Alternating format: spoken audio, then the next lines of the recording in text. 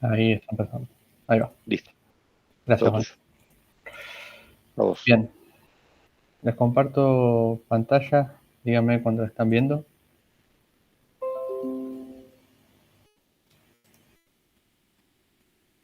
Se ve. Sí. Bien.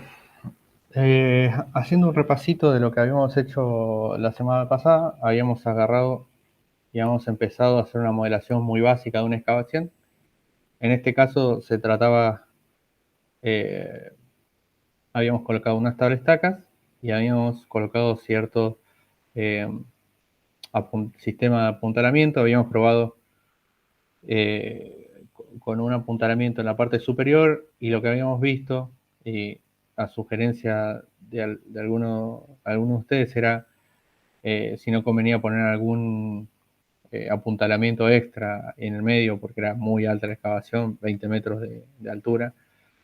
Y lo que hicimos fue agregar una segunda línea de apuntalamiento y vimos cómo las deformaciones se reducían, los factores de seguridad aumentaban. Todas, digamos, siempre es bueno para la estabilidad y para el comportamiento del muro tener acá un sistema más rígido. Todo esto lo habíamos hecho en un material que no tenía agua. Fíjense, teníamos el nivel freático por acá abajo. Entonces lo que quería hacer ahora era, vamos a modificar este problema para considerar que había un nivel freático y hicimos una reducción, hicimos un drenaje, incluimos algún tipo de sistema para deprimir esa napa eh, y así modelar en forma más realista lo que es nuestra excavación, ¿no? En este tipo de problemas la presencia de agua va a ser determinante en lo que es la seguridad. Entonces, para ello, lo que voy a hacer, nosotros vamos a arrancar con un nivel freático eh, fijo, bastante alto al principio, y antes de la primera excavación, esto lo vamos a poder resolver de varias formas, ¿no? O bien podemos ir drenando el material a medida que voy bajando, y suponiendo que lo tengo por acá y yo con bombas extraigo el agua sobrante. O lo que vamos a hacer en este caso va a ser colocar un dren por aquí adentro, de tal forma de reducir el nivel freático desde el principio. Así que después de la colocación de la estaca y antes de la primera excavación, voy a crear una etapa nueva de cálculo utilizando este botón que dice Add Phase. Y fíjense que se me pone como una etapa, como que se me ramifica mi problema, porque acá Axi está interpretando que quiero hacer un análisis distinto a partir de esta etapa. Vamos a configurar esto para que no sea así. Entonces, acá vamos a poner baja nivel freático, este nombre. Y a este nivel, primera excavación, le vamos a decir que en lugar de empezar desde tabla estaca, empiece desde baja de nivel freático. Y ahí se nos acomodan las etapas. Lo siguiente que voy a hacer va a ser configurar el tipo de análisis que queremos hacer. Ahora ya no vamos a hacer más un análisis con un nivel freático fijo, sino que lo vamos a ir calculando a medida que vayamos evolucionando nuestro problema. Entonces, desde acá podemos definir cómo es el cálculo de las presiones de poro. Vamos a definir que sea un steady state, ¿sí? Y solamente vamos a hacer los cálculos de steady state en las etapas que sean relevantes, que me puedan producir algún cambio en ese nivel freático. Entonces, si tengo un nivel freático acá y yo aplico una sobrecarga, lo lógico o el tipo de análisis que vamos a hacer no va a considerar esa sobrecarga en el cálculo fluido, así que directamente acá le vamos a decir que use las presiones de la etapa anterior. Entonces, calcula las presiones en esta etapa voy a usar las mismas que antes. Voy a usar lo mismo para estas primeras dos etapas. Cuando yo coloque un dren y haga la reducción del nivel freático, ahí sí obviamente tengo que calcular un nuevo nivel freático.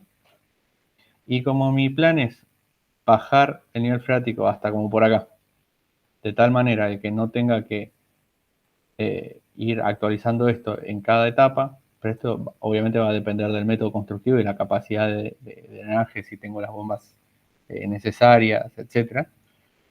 Esto es un ejemplo arbitrario, pero bueno, lo que vamos a tener que hacer es reproducir la realidad de nuestro problema, ¿no? Entonces, voy a bajar el nivel freático y después simplemente voy a usar las presiones de la misma etapa en cada una de estas etapas.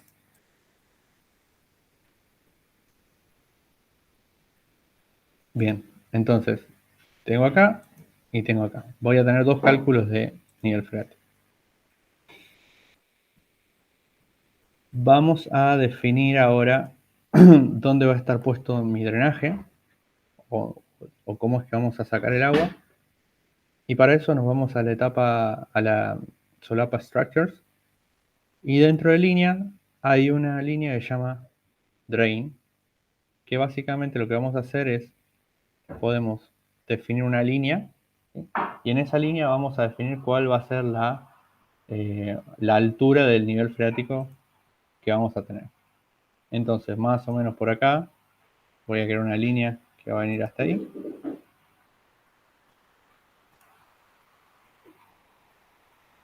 Y fíjense que acá yo puedo definir o bien una bomba que pueda ser vacío, o acá simplemente vamos a definir una altura hasta donde queremos que esté el nivel freático en esta línea. Y pongamos que queremos que esté más o menos en menos 5. Entonces, cuando yo prenda el drain, sobre esta línea, el nivel freático se va a ir a menos 5. Y eso va a tener consecuencias en el resto de la excavación. Como puse acá una línea nueva, el problema me pide que hagamos de vuelta la malla. Así que vamos a mallar. Y vamos a ver cómo está la malla. Probablemente quede bien, no es nada demasiado complicado lo que vamos a hacer. No, fíjense que tenemos acá la tableta, acá tienen buena pinta. Y lo que tenemos que hacer ahora es definir condiciones de borde para las etapas en donde yo le pedí que haga el cálculo. La primera etapa, lo que voy a hacer, voy a seleccionar los bordes del modelo de un lado y del otro. Si apretan control pueden seleccionar más de una línea a la vez. Fíjense que me deja definir las condiciones de borde. Para eso, lo que voy a hacer primero es activar una condición de borde. Para eso hago clic acá en este botoncito. Y en Behavior hay un montón de formas de imponer condiciones de borde. Lo que voy a imponer es que el nivel freático esté en, digamos, 18 metros. Entonces, en esta etapa, el nivel freático va a estar en 18 metros. De hecho, vamos a calcular esta etapa. Voy a apagar esto.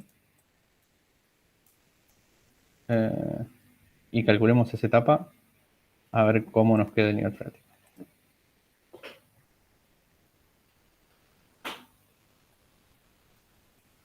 Fíjense, lo voy a poner a calcular de vuelta. Y le voy a poner pausa. Que se me abren dos solapas acá. Una es la del cálculo de flujo y otra es la del cálculo mecánico. Lo que hace el programa es, primero trata de resolver el flujo y una vez que resuelve el flujo, se cierra esta pestaña y pasa a la parte de cálculo mecánico. Ahora es muy rápido porque es muy simple el problema. Y veamos los resultados.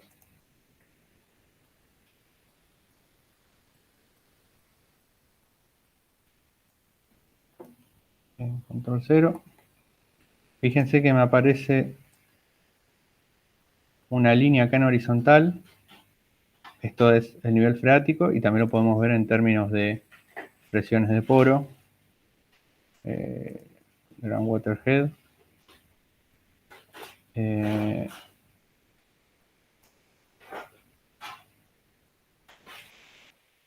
Veámoslo como P-Active. Bien, fíjense que esta línea tiene presión 0 y a medida que voy bajando tengo presión cada vez mayor. En Plaxis considera la presión de poro como negativa. Bien, vimos que calculó correctamente la presión de poro, el nivel freático me quedó a los 18 metros como yo quería. Vamos ahora a deprimir ese nivel freático. Para eso me voy a ir a las etapas de cálculo.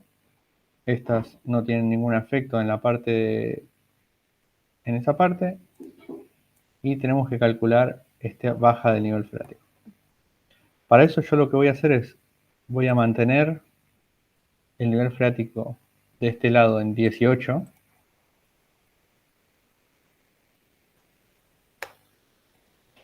Y voy a prender mi dren. ¿Sí? Entonces selecciono el dren y lo prendo. Y como yo estoy modelando la mitad de un problema, no sé si se acuerdan, vamos a suponer que del otro lado estamos haciendo lo mismo, entonces no va a haber un flujo de agua de derecha a izquierda, y para simular eso lo que voy a hacer, voy a seleccionar toda esta cara y le voy a poner que esa cara esté cerrada. ¿Ok? Entonces no va a haber flujo para este lado, o mejor dicho, no va a haber una pendiente en el nivel freático que signifique que hay flujo de un lado hacia el otro. Bien, tenemos definido esto. Veamos cómo nos va. Vamos a calcular.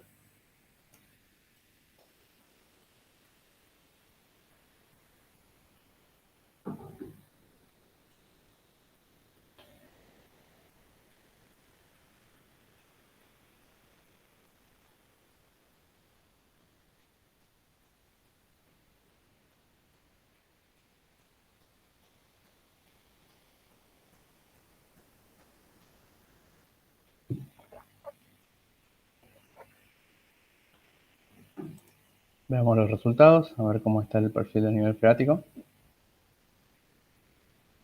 Fíjense cómo cambia y cómo ahora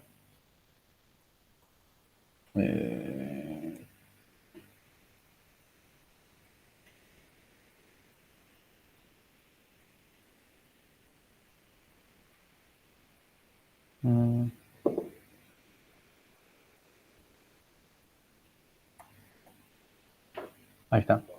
Fíjense que toda esta parte de acá para abajo es nivel 0, presión 0, y lo mismo que de acá para abajo. La forma que tenga esta curva de nivel freático va a depender mucho de la permeabilidad que adopte para cada uno de los materiales. Incluso esta forma, si yo quiero hacerla en forma precisa, debería considerar en mi análisis propiedades que tienen que ver con el flujo no saturado, ¿sí? Curvas de retención de agua y de succión en función de la saturación, pero que realmente es demasiado complejo para ese tipo de análisis y al alcance de este curso, ¿sí? Cómo modelar muy bien esto lo van a aprender en Geotecnia Numérica si todavía no lo aprendieron. De hecho, creo que es Geotecnia Numérica 2, porque se usa mucho en lo que es presiones en presas de relaves. Fíjense otra cosa, que esto es algo que deberíamos corregir, pero no lo voy a hacer por un tema de tiempo. Idealmente yo tendría que modelar acá una cantidad de terreno lo suficientemente grande como para que esta línea esté estabilizada, ¿sí? O sea, que el área de influencia del borde este no me afecte este resultado. Así que probablemente yo tendría que hacer un modelo bastante más largo para que tenga un nivel freático estabilizado y en las cercanías de mi excavación baje, ¿sí? Pero bueno, eso es algo que se lo dejo a ustedes para probar. Más o menos anda esto, vamos a darle correr a todo y veamos qué es lo que obtenemos, simplemente para chequear que esto se calcule. Pero de la parte de fluida no tendríamos mayores complicaciones o complejidades. Esto es lo que me había quedado para modelar de la semana pasada, de tenerlo en forma realista. ¿Alguna duda?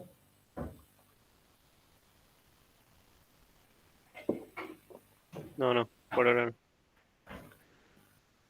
Bien.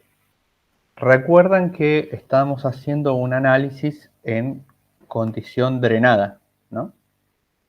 Cuando definimos los parámetros materiales de estos dos materiales, entre las opciones de resistencia, o en la primera solapa de materiales de Plaxis, ahora cuando se me vaya este cartelito lo miramos bien, definimos un comportamiento drenado. También deberíamos hacer este análisis en condiciones no drenadas, ¿no? En particular para la arcilla, suponiendo que esta excavación se va a hacer lo suficientemente rápido como para que se genere presiones de poro. Esto es lo que les quiero mostrar. Por ejemplo, arcilla, fíjense que la tenemos en condición drenada. Si vamos a... Y ahora, primero veamos los resultados, a ver cómo están. Entiendo que esto debería estar bastante bien. Mostremos, por ejemplo, la rotura. Estas son las tensiones desviadoras.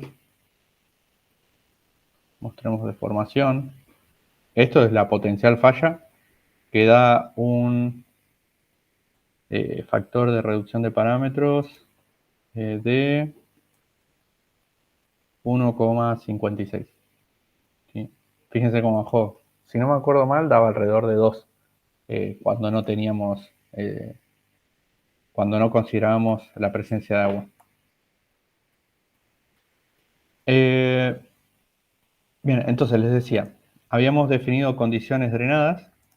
Algo que estaría bueno, y eso se lo dejo a ustedes, es cambiar la arcilla del comportamiento drenado a no drenado. Undrain A, básicamente lo que hace es no deja que haya una disipación de presiones de poro. Cuando yo hago la reducción del nivel freático, el material en esta zona queda con presiones de poro. Bueno, y eso se tiene en cuenta en el análisis. Solamente una advertencia, ese tipo de análisis no es compatible con, o mejor dicho, sí los va a dejar hacerlo, SSR, pero no es del todo realista respecto al comportamiento. Tiene que ver con las trayectorias de tensiones que hacen los materiales en el no drenado en Plaxis versus lo que queremos analizar. Si nosotros queremos analizar seguridad, no deformación, pero seguridad en condiciones no drenadas, lo que tendremos que pasar es a pensar en algún material tipo Jansep o algún material en donde nosotros podamos definir directamente la resistencia no drenada o el SU. Por ejemplo, el SU en función de la profundidad. Hay un material que se llama Jansep. Ese material Jansep lo estudian muy en profundidad en lo que es la materia de comportamiento de suelos. Y Plaxis tiene acá un módulo, User Defined Jansep, donde básicamente uno lo que define es un alfa, y este alfa sería el ratio de resistencia al corte no drenada dividido la presión efectiva vertical. Pero bueno, esto se los dejo por si quieren combinar las materias de la especialidad y empezar a mezclar contenidos. Lo dejo para que lo hagan ustedes. Bien. Este es uno de los modelos. Y ahora lo que quería mostrarles era otro modelito, este un poquito más complejo. No lo voy a modelar, voy a ir mostrándoles los distintos aspectos, pero no lo voy a ir haciendo paso a paso, porque creo que a esta altura es perder el tiempo. Mejor si se toman ustedes el trabajo de tratar de replicarlo con tranquilidad. Les voy a contar un poco la historia de este modelito y cuál sería nuestra, o sea, cómo modelamos este problema en particular. En el GitHub,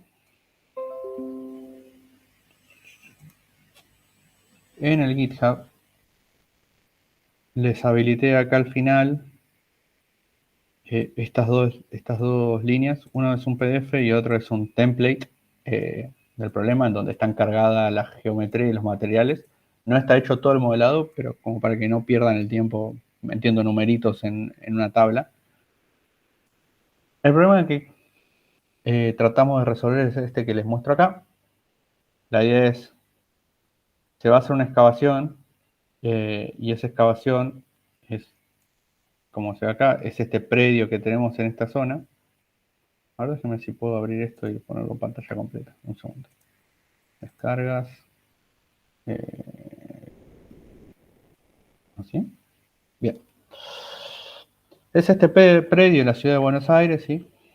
Que tenía, a partir de ensayos SPT, se determinaron estas dos capas de suelo. Una primera que está formada por el pampeano superior y otra está formada por el pampeano medio. Las mismas estratigrafías de las que venimos hablando siempre.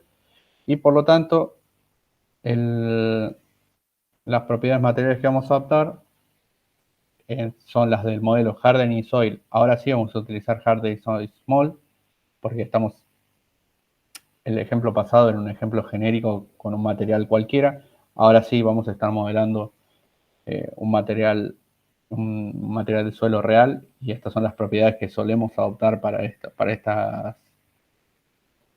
problema. El nivel freático estaba bastante bajo.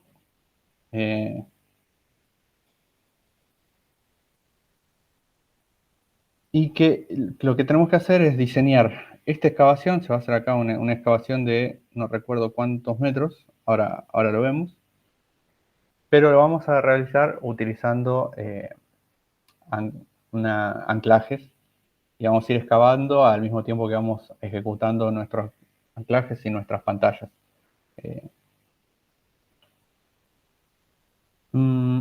Respecto a los anclajes, se utilizan dos tipos de anclajes.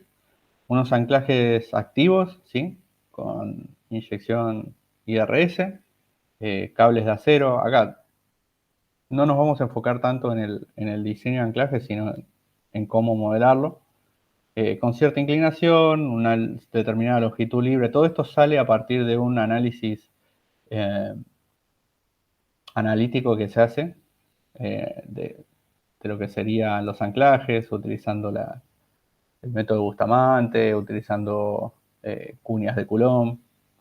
Esto se hace un diseño analítico primero y después vamos a chequear cómo son las deformaciones y qué tan bien está el tema de la seguridad en Plaxis. Entonces, anclajes activos y anclajes pasivos, ¿sí?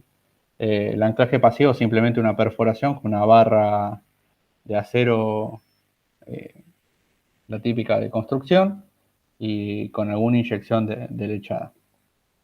El anclaje activo le vamos a dar algún pretensado, obviamente, y el anclaje pasivo no, y simplemente va a tomar carga una vez que se empiece a deformar. Acá hay alguna cuantita de cómo se definió lo que sería la carga admisible del anclaje, etc. Y propiedades de los materiales. Esto tiene que ver con el diseño. No nos metamos en eso. Acá, esta es la sección que vamos a analizar. Fíjense que se va a tratar de esta excavación. En el fondo de la excavación vamos a tener una losa de supresión, una platea bastante importante. Y vamos a tener 4 líneas de anclaje. Los primeros 2 van a ser activos y los segundos 2 van a ser pasivos. Y los vamos a ir construyendo dejando bermas y haciendo bataches, ¿sí? ¿Se acuerdan que es el tema de los bataches era un tema tridimensional, ¿no? Había sectores en donde yo hacía una excavación y sectores donde yo dejaba material. Vamos a ver cómo hacemos para reproducir justamente ese efecto 3D en un modelo 2D. Y esto simplemente es el diseño de esa sección con modelos analíticos. Bien, entonces el modelo al que apuntamos fue el siguiente.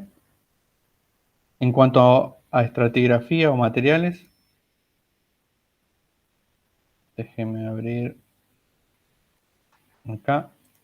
Tenemos los dos materiales, pampeano medio, con las propiedades que ingresamos. Esto ustedes ya lo tienen en el template. Y pampeano superior. Vamos a hacer un análisis drenado en los dos casos, pero acuérdense que tenemos que hacer el análisis drenado y no drenado.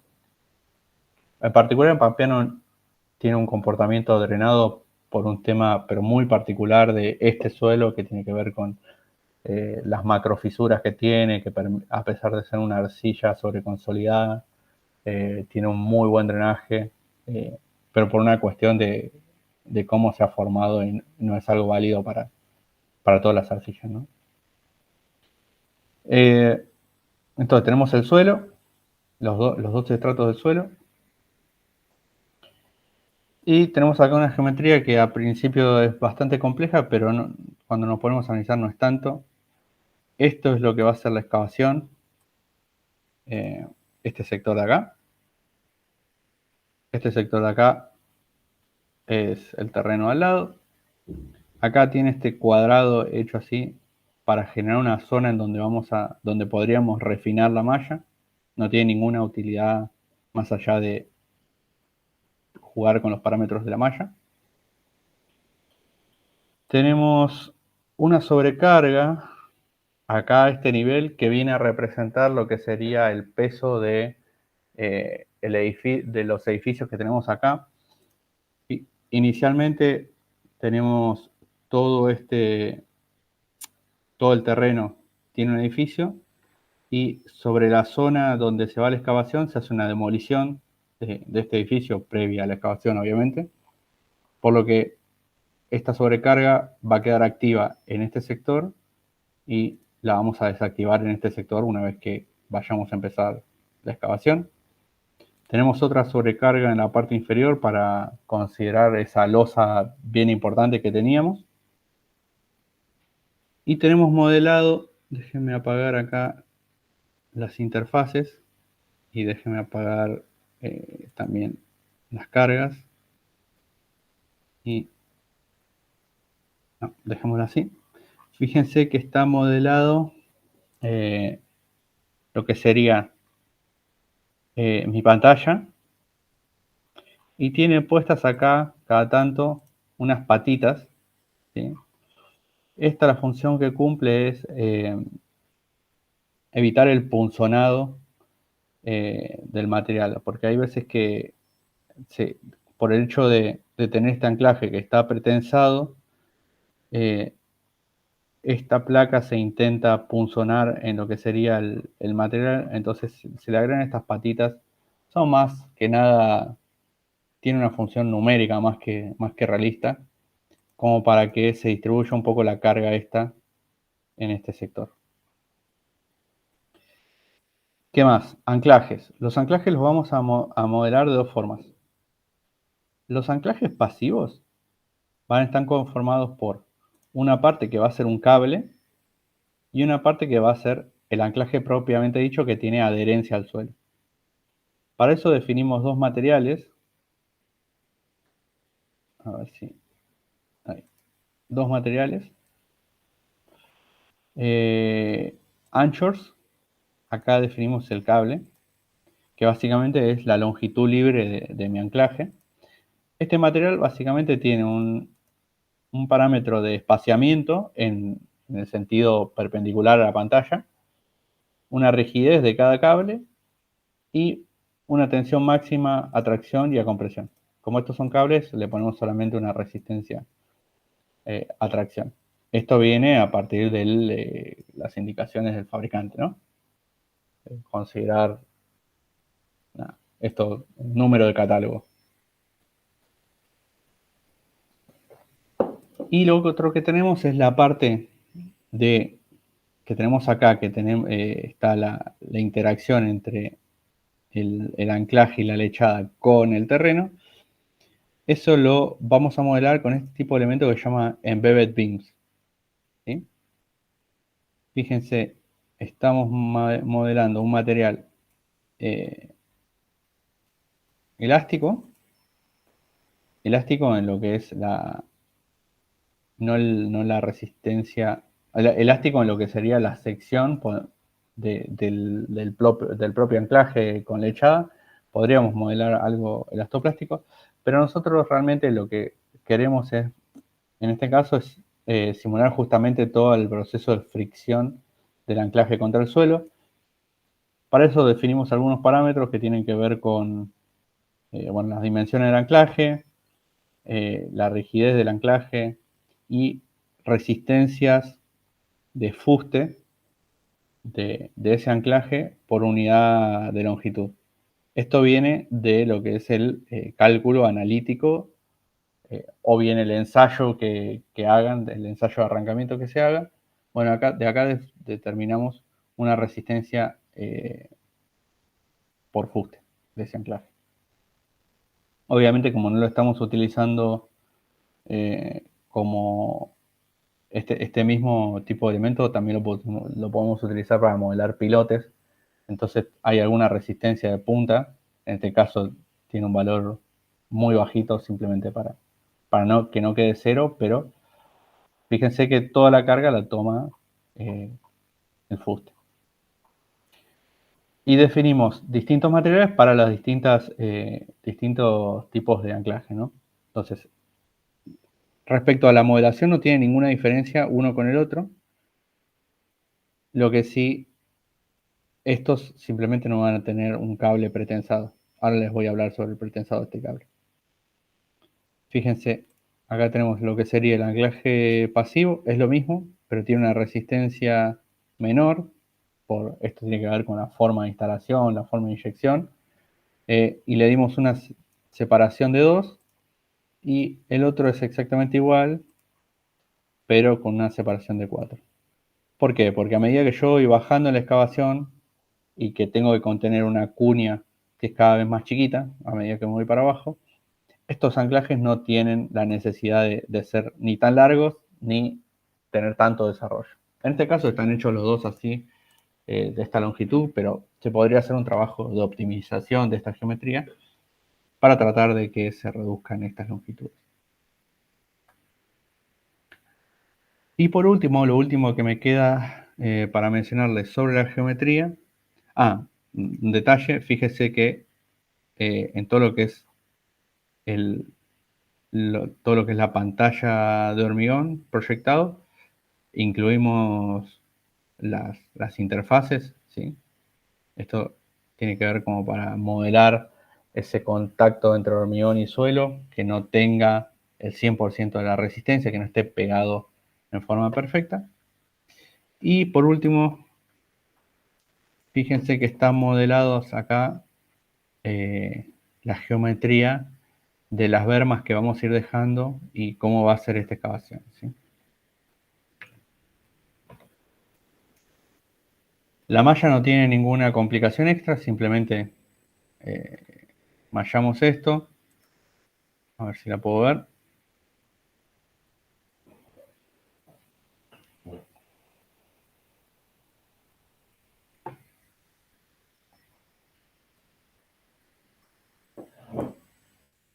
La malla podría estar un poquito más fina en la zona de los anclajes, pero para el fin de este modelo es suficiente.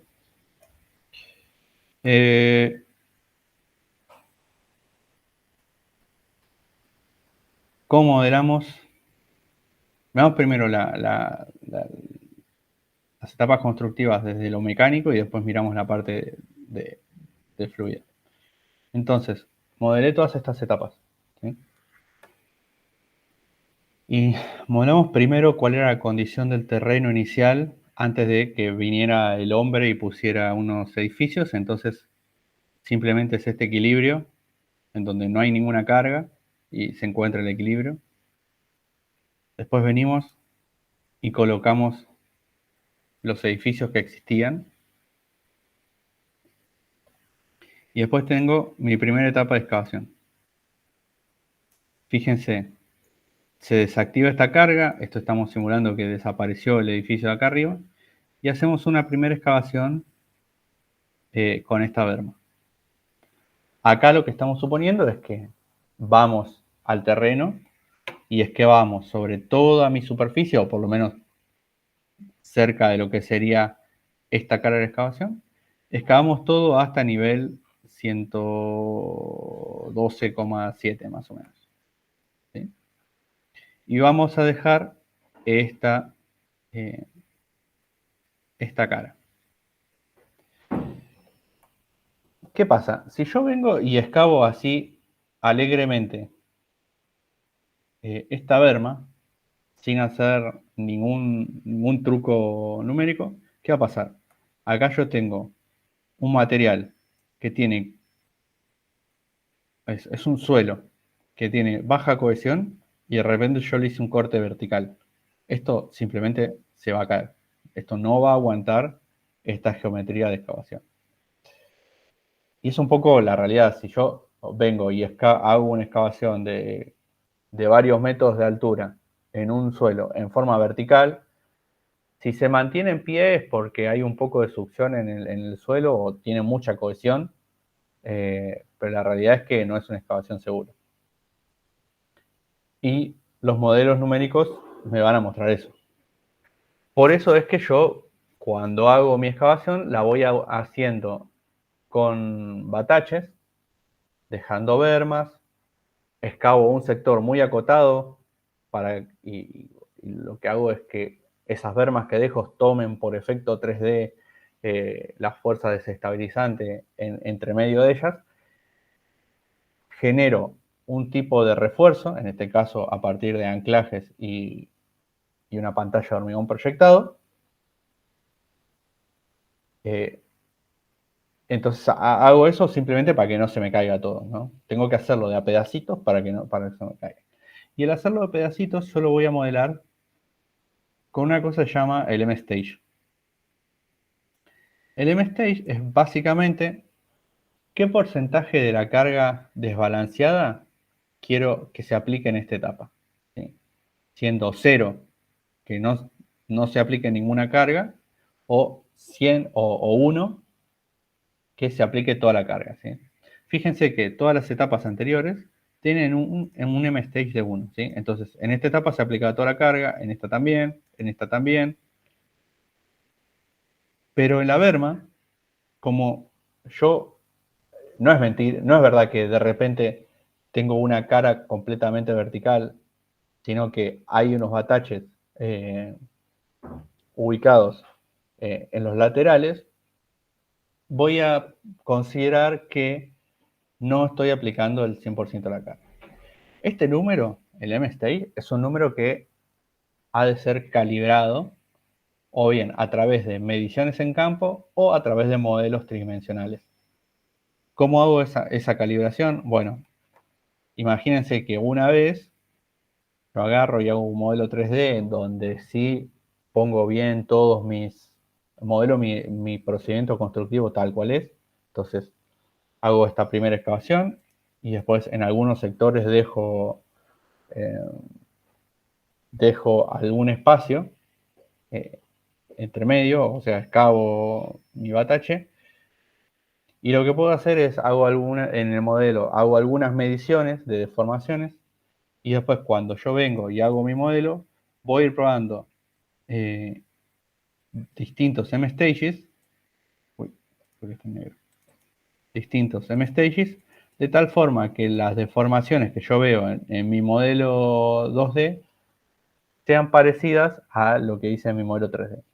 O la otra es, yo vengo y hago, en la realidad, hago un batache, me fijo, hago alguna medición respecto a las deformaciones que puedo llegar a ver en el terreno y calibro de vuelta este M-Stage de tal forma que se reproduzca la transferencia de carga o esté simulando de alguna manera el hecho de que esto tiene berma. ¿Venimos bien? ¿Alguna duda respecto al M-Stage?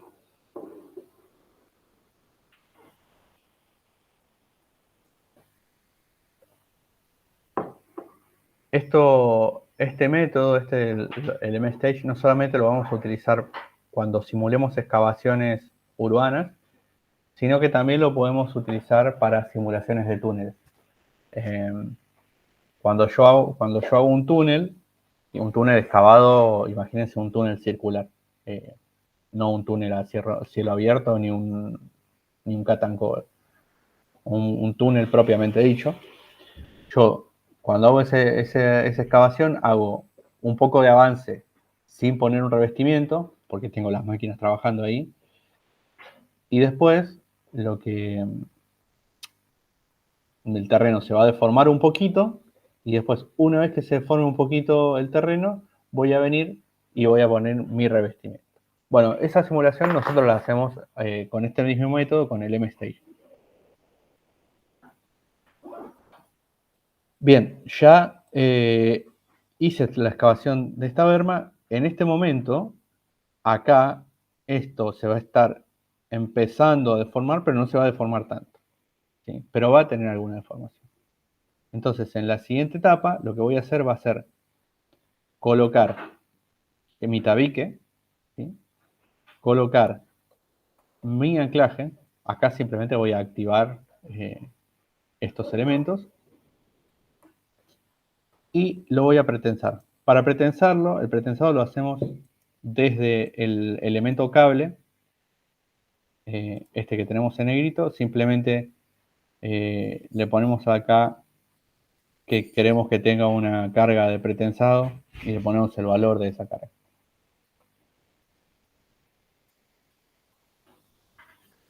Y ya, ¿qué pasa?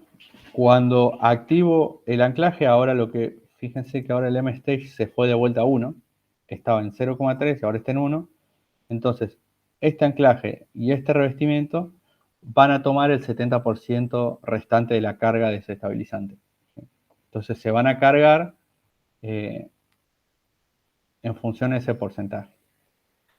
Hay que tener cuidado o no tener cuidado, pero considerar que mientras más grande es el M-Stake que yo le pongo a la etapa de la berma, más se va a deformar el terreno antes de que yo coloque mi anclaje y mi placa, y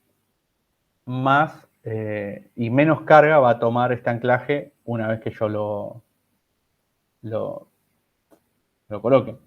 En caso contrario, si yo utilizo un M-Stage muy bajo acá, voy a estar considerando como que el terreno casi ni se deforma, pongo el anclaje y el anclaje me va a tomar toda la carga. Sí, cuando vea los resultados, las deformaciones van a ser muy bajas, pero lograr realmente esa condición de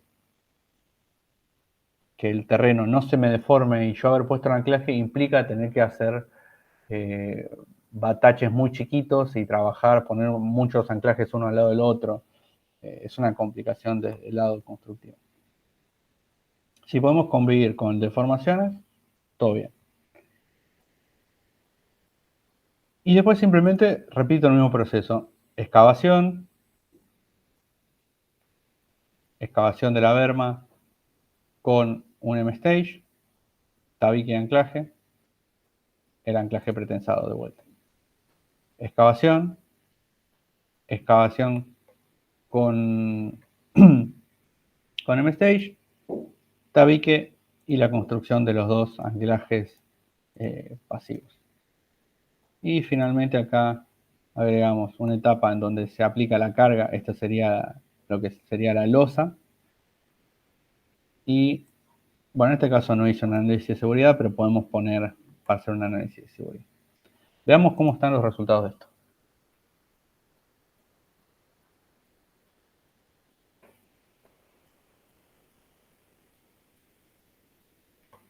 Me olvidé de hablar de la parte del agua. En este caso, en esta excavación, lo que fuimos suponiendo es que a medida que va bajando la excavación, no es que hacemos una depresión del nivel freático, sino que vamos a ir evacuando el agua de la excavación a medida que va apareciendo superficialmente. Entonces, fíjense que inicialmente tengo un nivel freático en 13, ¿sí? Está como por acá. Y cuando hago la primera excavación, simplemente lo que hago es imponer un nivel freático de 12, que este es el nivel de excavación. Bueno, en realidad lo puse un poquito más abajo por un tema numérico, pero podemos ponerlo bien cercano a la superficie. Nivel de 12, sigo bajando, lo bajo a 9,5.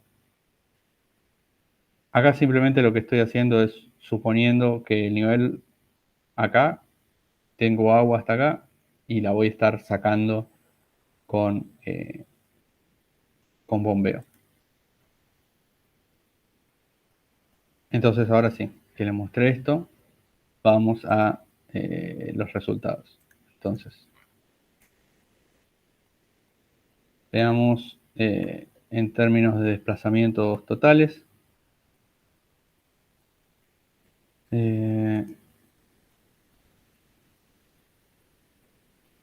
No me acuerdo si reseteé los desplazamientos. Sobrecarga, acá debería estar reseteados. Bueno, no veamos los desplazamientos porque no reseteé los desplazamientos en esta etapa. Idealmente, a mí lo que me interesa, no me interesa cuánto se deforma por sobrecarga, sino que me interesa cuánto se me deforma esto a partir de que empiezo a hacer la excavación. Pero como esta sobrecarga es uniforme, podríamos verlo en función de las deformaciones laterales, que es así, solamente van a depender de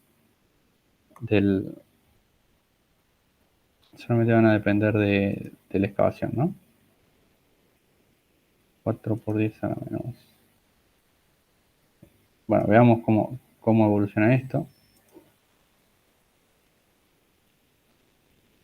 Fíjense que acá hay alguna deformación positiva, o sea, hacia allá. Y esto tiene que ver con que apliqué una carga en el pretensado que hace que toda mi pantalla de hormigón trate de rotar. Fíjense, acá se ve un poco lo que sería cómo intenta deformarse esto, empujando el terreno acá arriba hacia la derecha y acá abajo, bueno, está tomando carga en la otra dirección. Sigo haciendo la excavación y vamos al final de mi excavación. Como siempre, podemos, por ejemplo, seleccionar toda mi pantalla, Structures, como es mi perfil de desplazamientos horizontales, ¿sí? Como ver ahí, tenemos deformaciones de un centímetro, 1 o 2 centímetros. Estas deformaciones son bien bajas justamente porque utilicé un anclajes pretensados, ¿sí? Como se acuerdan que los anclajes pretensados, como yo le aplico una carga de pretensado, ya entran en carga desde antes de realizar la excavación y las deformaciones que obtengo son mucho menores que si esto lo hubiera hecho con anclajes pasivos. Y lo otro que quiero mostrarles es, en los anclajes puedo ver lo que sería deformación, carga axial. Fíjense que la carga en digamos, donde empieza mi mi inyección es máxima, ¿sí? Esto va a ser toda la carga que se transmite por el cable, y a medida que voy yéndome hacia abajo del anclaje, que voy llegando al final, como toda la resistencia está por punta, acá hay una transferencia, fíjense que voy desde la carga máxima hasta cero a lo largo de la longitud inyectada.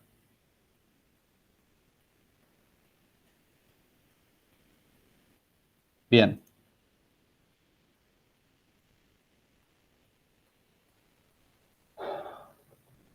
¿Cómo venimos?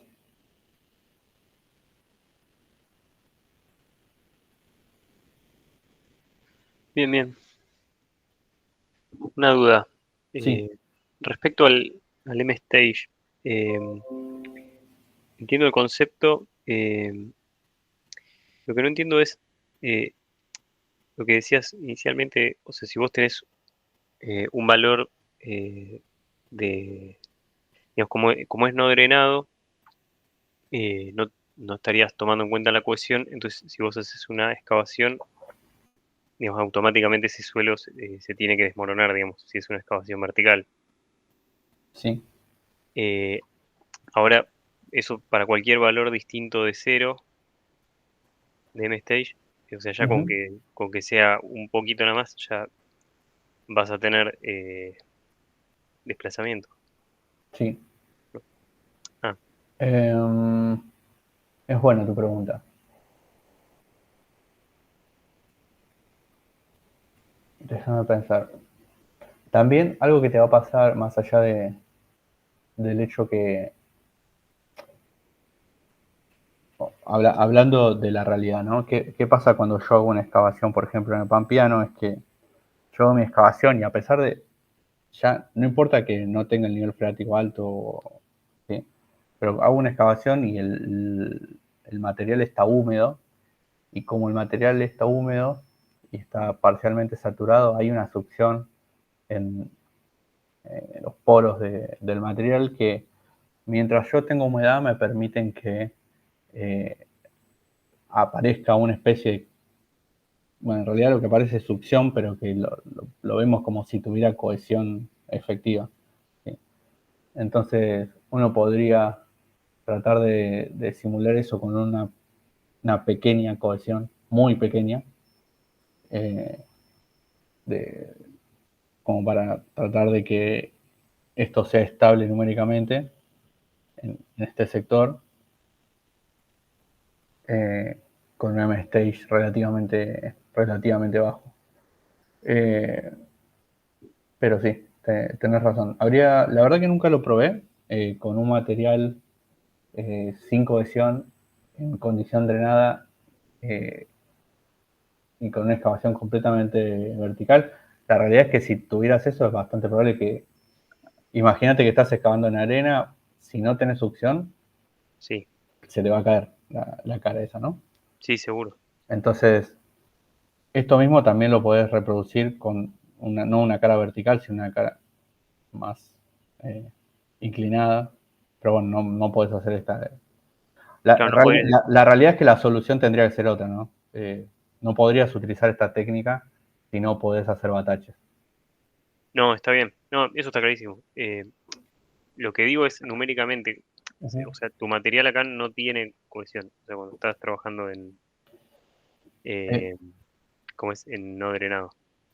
Perdón, en drenado. Drenado. Bueno, sí, el pampano medio tiene un poquito de cohesión, pero esto tiene que ver eh, por la cementación que tiene el pampeano en particular. Claro, es Ah, verdadera cohesión. claro, esta cohesión es verdadera y viene dada por cementación, que se ven rastros de carbonato de calcio en el suelo. Eh, Claro. No, pero y numéricamente si vos, o sea, si fuera cero, Ujú. por más que le pongas un valor Hagamos la prueba. bajo, muy chico de, claro, de M-Stage, Vamos a hacer la prueba ya. Entonces, bueno, inicial, hagamos hasta acá. Acá en adelante, eh, no, al revés. Unmark for calculation. Y calculemos estas tres etapas y saquémosle la cohesión al pampeano superior. Vamos a ver qué pasa. En principio creo que tenés razón y esto no va a ser estable. Ok, ponemos a calcular.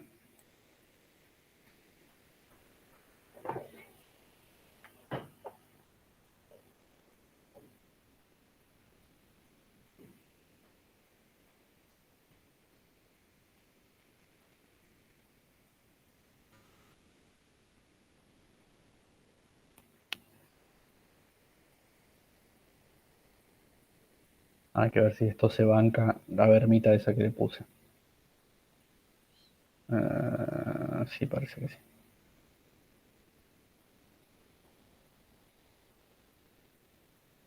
Uf. Claro, tiene un ángulo de fricción medio bajo y le cuesta converger Claro. incluso el talud ese que le pusimos. Ahora le agregamos un poquito de... A ver, déjame cancelar esto y le subo un poco las propiedades. Vamos a ponerle 40.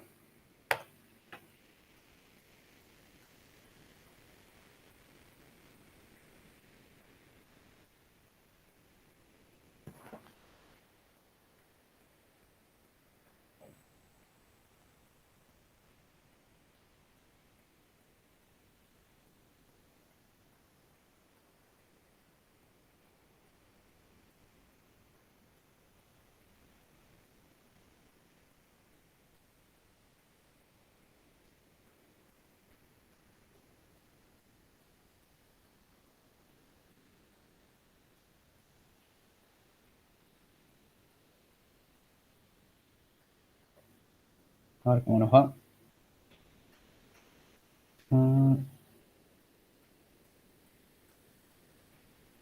No. Ah, sí, lo calculo.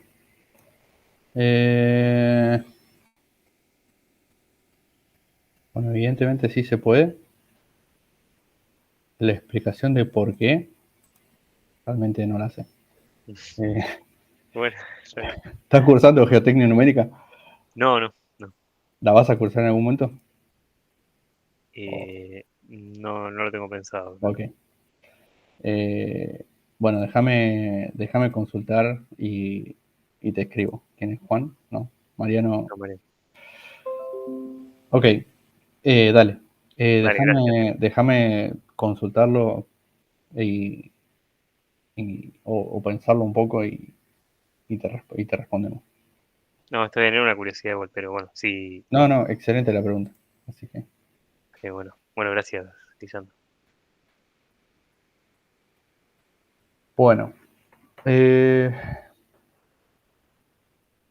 Juan, ¿estás ahí? ¿O alguno otro tiene alguna pregunta?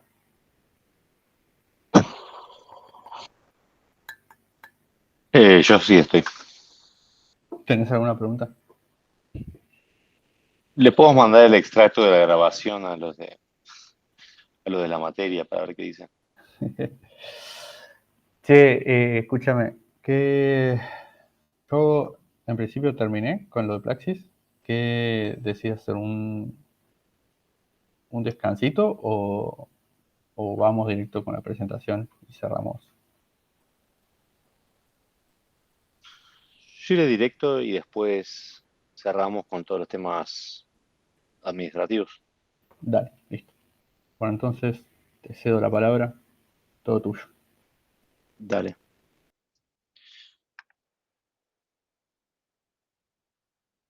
Va, si quieren, acá, bueno, es lo que pensábamos nosotros, pero ¿están de acuerdo en seguir? Y bueno, terminaremos más temprano hoy. Yo sí. Sí, seguimos. Perfecto.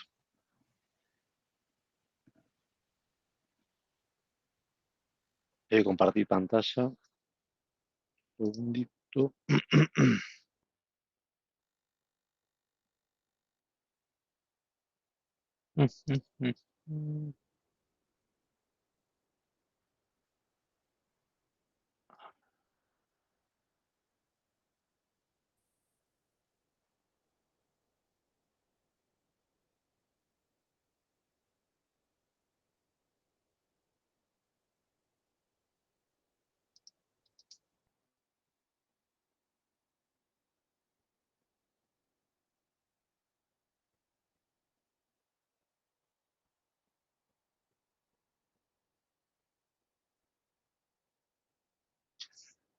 Les pido que me indiquen si están viendo la presentación en modo pantalla completa. Sí se ve. Perfecto. Cualquier duda que surja, les pido que prendan el micrófono y la hagan. Y bueno, vamos a arrancar con la parte esta ligada a lo que es muros colados, que sería una de las metodologías constructivas con las cuales vamos a cerrar y brindarles, así como esta. Elegimos esta más que todo por la popularidad, difusión y uso que tiene en, en nuestro medio, pero bueno, hay muchos más temas que se podrían tratar y los liberamos un poco a ustedes a la hora de profundizar en justamente los diferentes aspectos o diferentes o variantes dentro de los temas que fuimos dando. Si alguno tiene experiencia profesional ligada a esto y cualquier cosa que quieran comentar, los invito a que participen durante la presentación como para, bueno, ir complementando y, bueno, brindando mayores detalles en lo que es esto. Vamos a ver aspectos constructivos de esta metodología, ejemplos de uso de los muros y en línea con lo que venimos viendo previamente, cómo podemos aplicar o qué herramientas o qué decisiones debemos hacer sobre esta metodología a la hora de estudiar la interacción con estructuras linderas. Esto está muy vinculado con lo que estuvo dando Lisandro la clase pasada y temas en los cuales nosotros buscamos analizar no solo el diseño, sino también la serviciabilidad de cada una de las unidades con las que fuimos trabajando en el curso. ¿Qué son los muros colados? Son paneles, como pueden ver acá en la imagen de la derecha, que tienen la bondad de permitirnos instalarlos en cualquier tipo de terreno. Fíjense que en este caso estos paneles van siguiendo la geometría de, por ejemplo, de esta construcción que debía mantenerse estable durante la excavación que se estaba haciendo en el resto del predio. Fíjense que la escala que tiene, esto es un predio con un desarrollo importante. Entonces vamos a ver que esta metodología se utiliza mucho en esas situaciones, tanto por la prestación que tiene como por la demanda inherente de predio que se va a necesitar en la logística de estos muros. Estas estructuras pueden ser estructuras portantes, donde, bueno, van a tener diferentes geometrías lineales o en formas de barretas, llamémoslas barretas aisladas, estructuras de contención en las cuales nos interesa poder salvar un desnivel y también se utilizan desde el punto de vista de garantizar la impermeabilidad de una zona respecto de otra. Y en este caso se pueden hacer tantos de hormigón armado como un hormigón simple, o si requiere o acepta tales características de acuerdo al suelo, por ejemplo, en el cual se va a encuadrar, un hormigón más del tipo plástico. Las ventajas principales es que es una solución efectiva eh, para hacer de muro de sostenimiento permanente o temporario, y por las dimensiones que alcanza, tiene pocas juntas de construcción respecto a otras soluciones que se puedan plantear. Es muy útil para profundidades importantes y dependiendo de la metodología que se utiliza para construirlos, vamos a tener diferentes tolerancias de verticalidad, más que todo, y ahora vamos a ver, porque nosotros necesitamos garantizar en esta secuencia esa linealidad entre los diferentes paneles que vamos a ir ejecutando, de forma de construir todo lo que sería la geometría que estamos buscando. Son ideales para terrenos con napa. ¿Por qué? Porque nos permiten hacer toda la construcción desde la superficie y después excavar, buscando generar un recinto estanco respecto de otra zona. Nos permiten incorporar elementos adicionales, por ejemplo, conexiones, armadura una espera para etapas de construcción siguientes, y son muy beneficiosos para construir, como estamos diciendo, desde arriba hacia abajo, o sea, desde la superficie hacia la cota necesaria de acuerdo al proyecto con el cual estamos diseñando. Como aspectos constructivos generales, en lo que es la sección de estos muros, perdón, de estos elementos individuales de los muros, vamos a tener largos que van desde los 2,5 metros a los 7 metros y anchos desde el medio metro hasta casi 2 metros. Las profundidades que vamos a alcanzar depende de la metodología, con almeja hasta 50 metros, con hidrofresa hasta 100 metros. Vamos a ver características de una y la otra. Al igual que muchos de los pilotes que veíamos en la unidad correspondiente, la excavación es necesario que se coloque a un agente para estabilizarla. Entonces se pueden utilizar tantos lodos bentoníticos como mezclas poliméricas, porque nosotros necesitamos ejecutar la excavación y después necesitamos que no se colapse y nos permita seguir trabajando para colocar la armadura, colocar el hormigón y garantizar que la sección que nosotros requerimos pueda efectivizarse. Se utilizan juntos entre paneles de forma de garantizar la estanqueidad. Esas juntas además tienen una cierta rugosidad. Se pueden colocar en las juntas y dejar en espera lo que sería water stop. Dependiendo, bueno, acá sería entrar en detalles sobre la constructividad, pero bueno, eso es parte de la metodología y queda fija en un panel y después queda colocada en el segundo panel este tipo de junta. La importancia de la estanqueidad también va a depender, y lo vamos a ver en las imágenes que vamos a la hora de hablar sobre el uso, si los paneles son temporarios o si forman parte de la estructura definitiva. En términos generales, se coloca la jaula de armadura y después se hormigona en forma ininterrumpida desde el fondo hacia arriba con tubos TREMI. Lo importante va a ser, a la hora de hacer ejecución, que el volumen que nosotros colocamos de hormigón lo podamos contrastar contra el volumen proyectado del panel, garantizar que la jaula llegue a la altura correspondiente y que no solo, bueno, garanticemos que nosotros tengamos este recubrimiento, sino que además que los elementos adicionales que pongamos dentro de la jaula queden o sean funcionales para las etapas siguientes.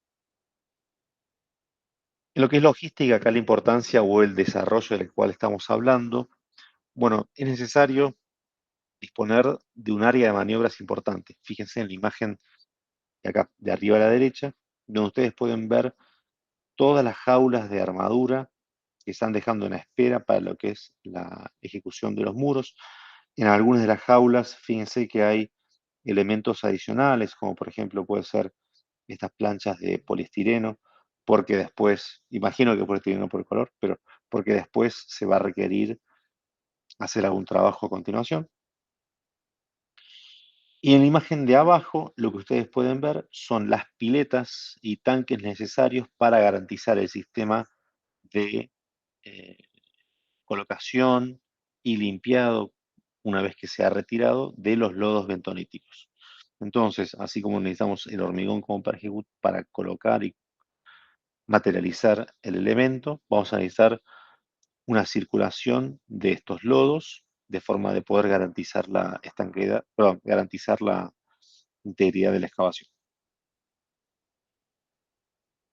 A grandes rasgos, acá se ve todo el sistema constructivo en forma conjunta, donde ustedes pueden ver en la parte 1 lo que sería la excavación que se está haciendo del suelo, detalle, y bueno, vamos a ir viendo también en las filminas siguientes respecto de lo que es los sistemas que tenemos que considerar. Acá fíjense que se colocan muros guía, que hacen las veces de garantizar también la verticalidad de ejecución que estamos haciendo. Fíjense que se colocan también estas puntas entre diferentes tipos de paneles, como para poder limitar un panel del otro paneles primarios y paneles secundarios. Acá se está excavando una zona donde tenemos a los costados paneles ya ejecutados. Después, en la parte de 2, acá tienen la colocación de la armadura. La armadura son, como ya hablamos, recuerden, ustedes tienen, por ejemplo, se pueden alcanzar profundidades de 50 metros, 100 metros. Ustedes saben bien cuál es la longitud de armadura transportable o en función de lo que diseñan como algo que se puede izar y colocar ahí. En muchos casos, por limitaciones ya sea del predio o disposición del armado o la logística, este armado va a tener que colocarse hasta un punto, traerse el siguiente, con lo cual esto se va a fijar de cierta manera y soldarse in situ como para después seguir colocándose hasta alcanzar la profundidad deseada. Y una vez que está la armadura colocada, se colocan los tubos TREMI y se va colocando el hormigón, se va rellenando de abajo hacia arriba y se va desalojando el lodo hasta alcanzar el nivel deseado.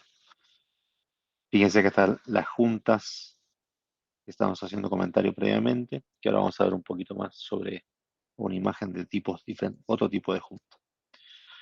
Acá pueden ver ustedes la construcción de muro guía. ¿Qué diferencia tiene esta construcción respecto a la anterior? Donde, fíjense la versatilidad que tiene esta metodología, donde nosotros, acá lo que se hace es darle una cierta forma, acá en una forma como si fuese el logo de Audi, de forma de garantizar o tratar de hacer trabajar o hacer resistir esta estructura eh, mediante esfuerzos directos, buscando optimizar lo que sería la forma en la cual esto responde a la solicitación del empuje. ¿Y por qué? Porque, por ejemplo, después se va a buscar excavar esto y utilizar, por ejemplo, para el lanzamiento de una TBM. Por ejemplo. Acá lo que ustedes pueden ver es la ejecución, la construcción del muro guía y después la excavación de lo que serían los muros colados se va a dar acá. ¿Cómo se va a terminar formando esta forma? Bueno, se va a construir mediante segmentos lineales que van a pretender generar esta geometría circular después in situ. Los paneles primarios son, bueno, ustedes van a enumerar, por ejemplo, los paneles primarios y van a decir, bueno, primero que se hagan los paneles impares, como son los que se están viendo acá. Entre paneles, ustedes van a tener este tipo de junta, donde fíjense, la forma les permite generar además una cierta trabazón o mejorar la fricción entre paneles primarios y secundarios. Bueno, acá pueden ver la metodología de izquierda a derecha, donde se excava, se coloca la jaula, se hormigona, hasta llegar a la ejecución del panel primario. Acá unos detalles que lo comenté previamente sobre los ítems en los cuales iba figurando. Acá se puede ver la bajada de la armadura. Si bien no se alcanza capaz a ver tanto, lo voy a remarcar. Una pequeña consideración, fíjense dentro de la armadura que hay algunos elementos cruzados. Bueno, esos elementos cruzados y también elementos adicionales dentro de lo que serían los laterales de los paneles se colocan de forma de poder darle una rigidez a la hora de levantarlo y poder posicionarlo. O sea, va a ser un estado constructivo en el diseño de la armadura como elemento individual. Entonces acá ustedes pueden ver la parte de lo que sería la colocación propiamente dicha. Sigo con el cursor. Se excava, se colocan los tubos, se colocan, perdón, los ejes. Y después, una vez que se hormigonó, se extraen estos ejes. Después se pasa a la construcción del panel secundario. Acá estos elementos que parecen, parecen robotitos de Star Wars, son los que después nos van a permitir romper la fricción que nosotros tengamos entre el suelo y hormigón ejecutado. Hormigón en estado todavía fresco, de forma de que tenga cierta integridad, pero no dañar la maduración de ese hormigón, y poder sacar esas juntas para reutilizarlas después en tramos siguientes. Entonces, acá se está colocando ahora sí lo que es el panel secundario. Estamos utilizando como elemento de encofrado el panel primario ya ejecutado previamente. Y una vez que se haya terminado los paneles secundarios, o sea, completado dentro de la geometría proyectada, lo que se construye es una viga carrera superior, que sería como una viga de encadenado del sistema de paneles primarios y secundarios. Generalmente, de acuerdo a la metodología, los paneles primarios van a tener una cierta longitud y los paneles secundarios van a tener una longitud diferente. Acá vamos a ver detalles de armado que se tienen en cuenta. Bueno, la primera mención es el soldado in situ para garantizar la continuidad de 2 tramos de armado. Después, esos elementos en diagonal, de forma de poder garantizar el lizaje. Y fíjense acá la colocación de elementos adicionales, por ejemplo, para poder hacer una colocación de un anclaje posterior. Acá se está dejando un tubo y se está dejando estos pequeños paneles de fenólico, de forma de sacarlos después y poder trabajar directamente. Acá otros tubos asociados a una función que necesitamos que requieran posteriormente. Estos tubos, obviamente, vamos a buscar taparlos con algo, de forma de que no se rellenen con el hormigón que estamos colocando, y poder garantizar esa función posterior. Acá se ve el tubo con un fenólico que se va a buscar retirar una vez que alcancemos esa cota de excavación. Acá pueden ver ustedes una imagen de lo que sería el hormigón de paneles y los sistemas que están en funcionamiento en paralelo. Tanto la parte de lo que es grúas para la parte de lo que es irisaje, como el bombeo de los lodos hacia una pileta de recirculación y desarenado, como para después seguir trabajando con esos lodos, y después la colocación del hormigón en este panel de ahí. Acá pueden ver ya un perfil de muro colado ejecutado, anclajes que están haciendo en una etapa siguiente hasta esa profundidad, de acuerdo. Bueno, acá pueden ser, por ejemplo, una modelación realizada como estaba planteando Lisandro, y ver más hasta el nivel ese deseable, para después seguir ejecutando la excavación hasta la cota final alcanzada por el muro. Y de la misma forma que se colocan estos anclajes, se puede dejar algunos elementos auxiliares, por ejemplo, una placa, imagínense una placa metálica, para colocar después un puntal, de forma de rigidizar la excavación esta. O sea, rigidizar, porque una cosa sería trabajando el muro colado únicamente bajo flexión, y otra cosa es a flexión, y bueno, un voladizo en esta zona, y otra cosa es colocarle estos puntales de forma de tener mayor rigidez y limitar los desplazamientos que nosotros tengamos. Acá pueden ver ustedes una construcción hecha donde, bueno, estamos buscando darle esta geometría. Esta construcción, ¿qué particularidad tiene? Ustedes pueden ver los muros colados con las filtraciones que se producen por las juntas entre paneles primarios y secundarios, y debido a la finalidad de esta estructura,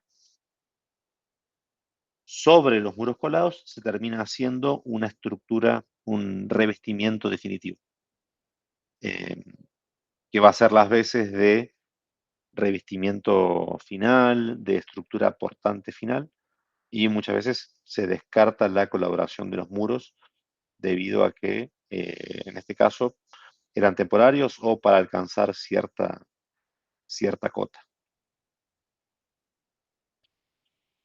Muy importante en estos casos analizar la estabilidad del fondo en función de la napa que ustedes tengan, y en algunos casos lo que se puede terminar realizando es utilizar los muros para después excavar y colocar un hormigonado bajo agua de forma de garantizar la estanqueidad de esto a la hora de hacer la excavación. En lo que es la metodología constructiva, como primera herramienta para hacer la excavación, vamos a mostrar las almejas. ¿Qué particularidad tiene? Es a la hora de que se cierre la almeja, podemos entender que va a tener un avance discontinuo. Va a depender del volumen que logramos cerrar y después retirar. El funcionamiento de estas almejas puede ser mecánico o hidráulico, y el avance va del orden de un poco más de medio metro hasta 1,2 metros, y es lo que termina sacando con el cierre de la cuchara. Actuado por peso propio, y en lo que es la verticalidad puede alcanzar verticalidades hasta desvíos, perdón, del 1,5%. Si tenemos un desvío, probablemente ese desvío siga sucediendo a lo largo de la excavación. Por eso la importancia de la construcción de los muros guía a la hora de poder o buscar que esa verticalidad se mantenga lo mejor posible. Acá hay un pequeño video. A ver, voy a pasar el curso como para ver el video.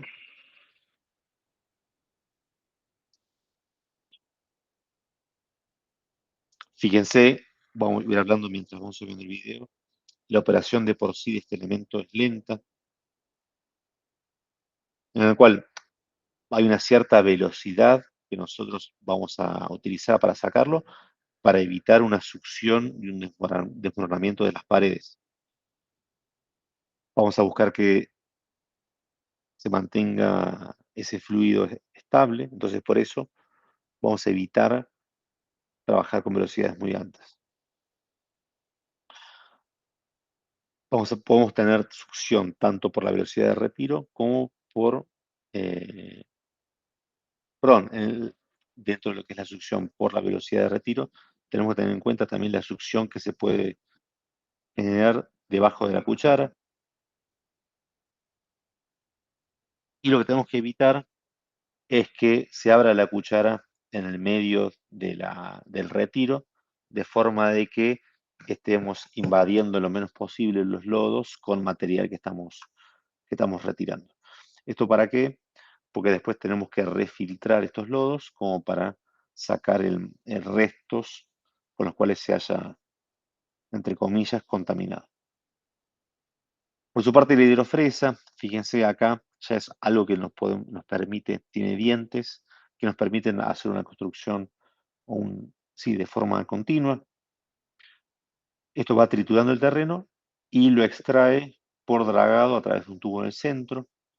Ya son metodologías que permiten analizar un posicionamiento en tiempo real, tiene un rendimiento mucho más alto y nos permite trabajar con desvíos mucho más exigentes que en el caso anterior. ¿Por qué nos interesa la parte de los desvíos? Piense que estamos ejecutando un panel primario y después un panel secundario en el costado. Si el desvío es muy importante entre paneles, imagínense que ustedes, voy a hacer un pequeño esquema, ustedes vean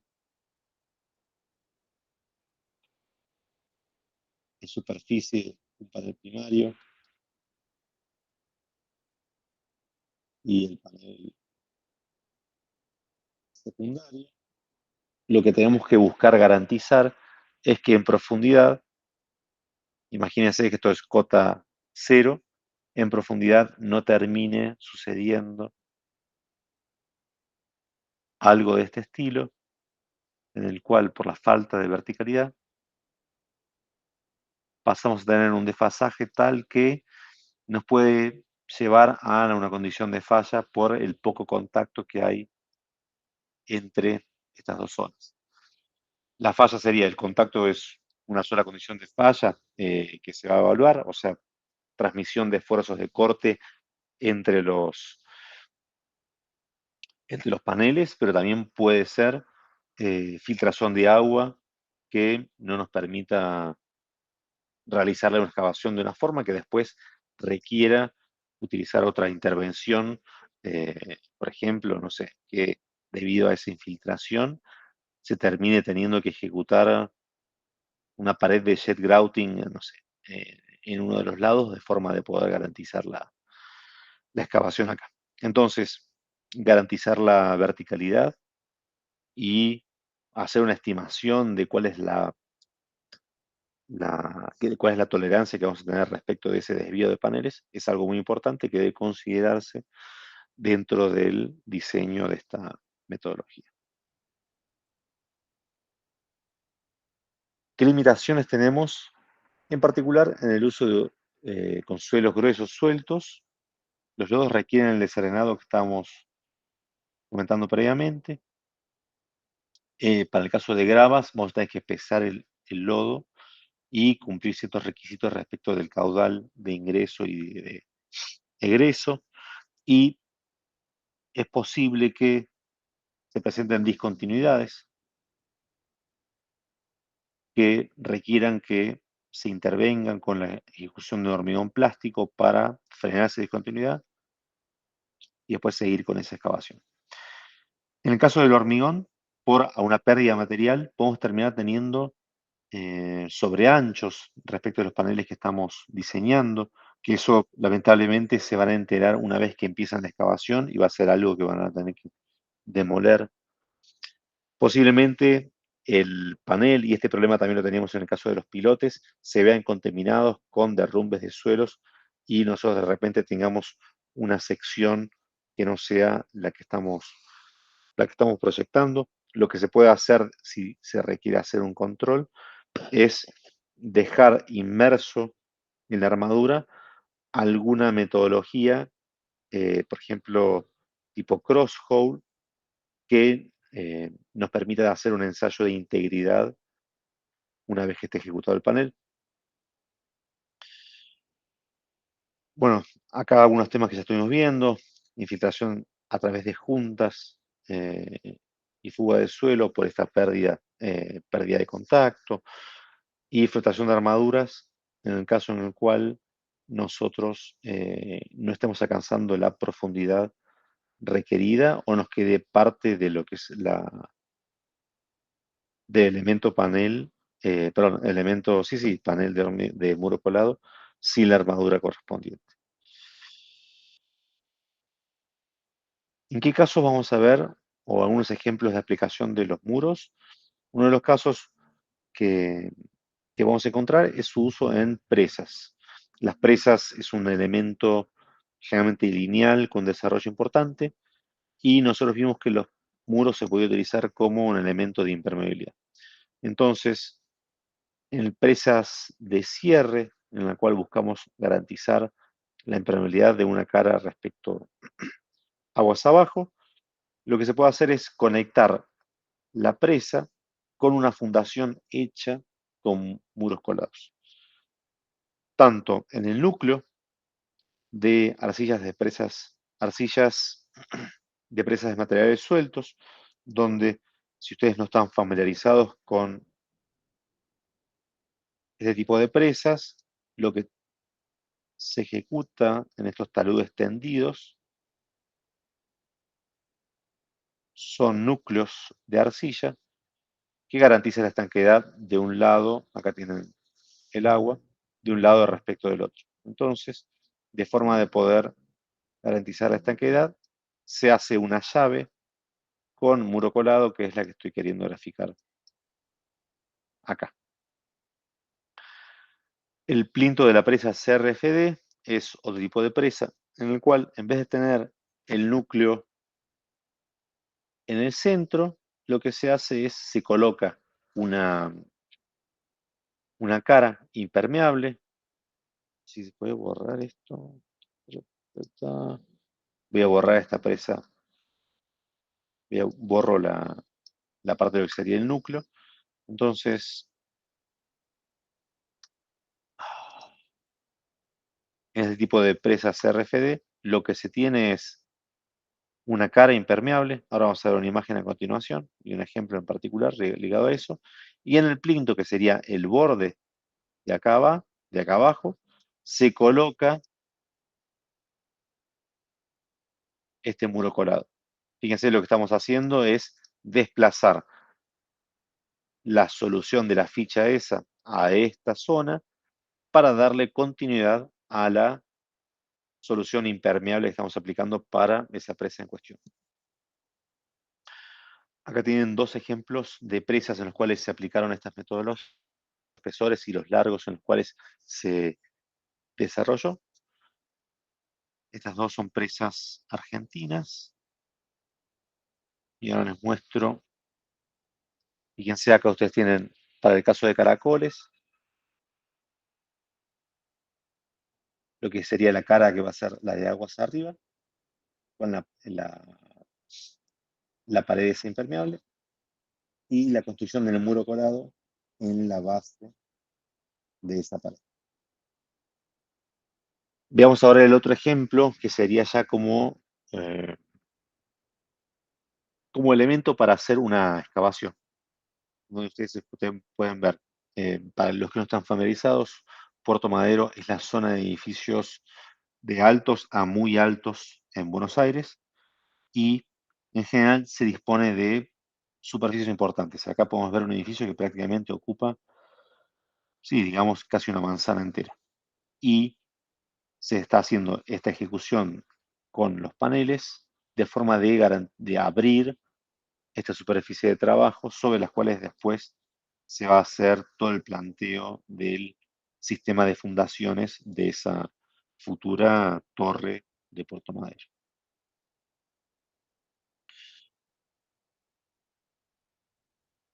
Veamos ahora sí la vinculación que les hacía referencia a los temas previos y cómo nosotros podemos, o qué es lo que vamos a buscar analizar en lo que es el caso del comportamiento con estructuras linderas, esa interacción con el medio.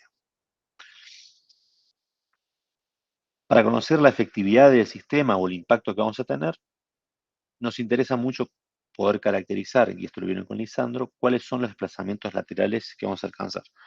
¿Cuáles son los elementos intervinientes que nos permiten caracterizar el sistema? Bueno, van a ser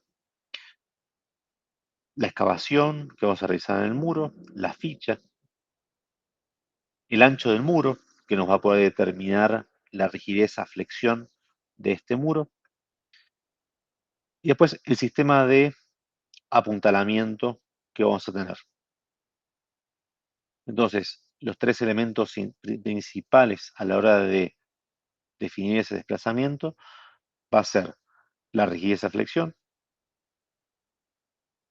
de este elemento que vamos a tener acá, de este muro colado, la ficha que nos va a indicar cuál va a ser el empotramiento que ustedes van a tener, y por último, este apuntalamiento que va a ser las veces de restricciones del sistema. Lo que vamos a mostrarles a ustedes acá es un análisis de una publicación en la cual se consideró estos diagramas de empuje y a través de la minimización de la energía potencial de los sistemas intervinientes, se obtuvieron soluciones en forma cerrada para describir los desplazamientos de acuerdo a estas tres variables. Los paneles tenían unas ciertas longitudes de desarrollo y de profundidad, y los apuntalamientos tienen una cierta separación entre sí y una cantidad de capas que permite obtener, bajo esta serie de hipótesis, vamos a trabajar con todos los elementos estructurales dentro de lo que sería su comportamiento elástico, tanto para lo que es el muro como el apuntalamiento. El suelo está modelado de una forma de material elastoplástico ideal, siguiendo la ley de Moore-Coulomb, y el desplazamiento se obtiene de acuerdo a esta suma de términos de funciones periódicas que tienen en cuenta la geometría con la cual nosotros estamos describiendo el sistema que estamos analizando. En este caso, en el caso de la publicación, vamos a ver el ejemplo, o se profundizó sobre dos de los paneles que estaban ejecutados y tenían la particularidad de cierta cercanía a edificios existentes con estos niveles de carga.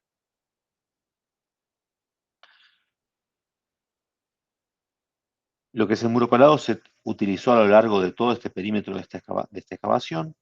Y ustedes tienen acá los dos usos que tenía, tanto para la ejecución de una estación de subte, como para una excavación posterior de un edificio. Los colores después son los que corresponden a las características del suelo circundante. Y acá les está mostrando la solución alcanzada por esta metodología numérica y la comparación con esta metodología analítica y la comparación con un resultado numérico, en particular mediante FLAC 3D, que sería a los fines de nuestro análisis algo similar a un Plaxis.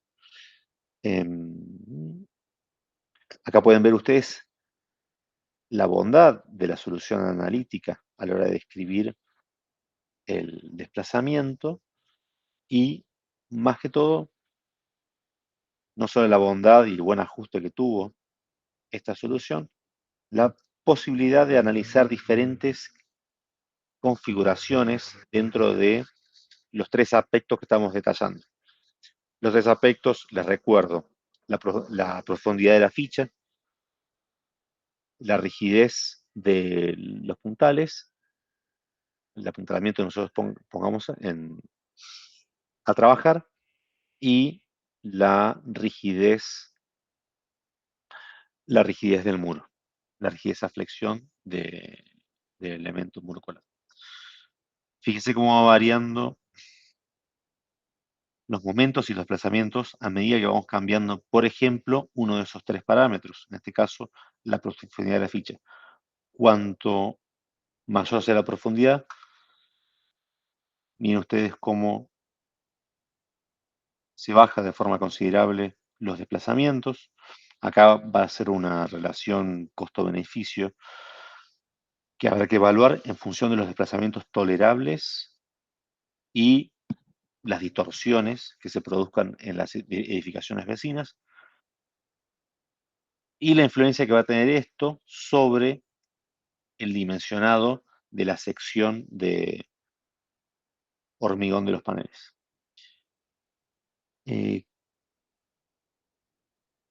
Les vamos a compartir esta publicación, pero así como les muestro esto, les quiero mostrar, tomamos una sola de las imágenes, les quiero mostrar esta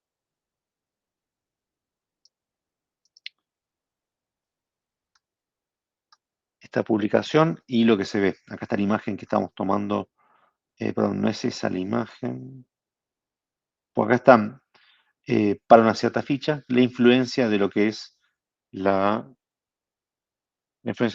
sección del muro, y fíjense que ustedes pueden decir, bueno, capaz que de incrementar al doble de sección, el descenso que tenemos en el desplazamiento prácticamente es muy poco, no representa una ventaja muy relevante.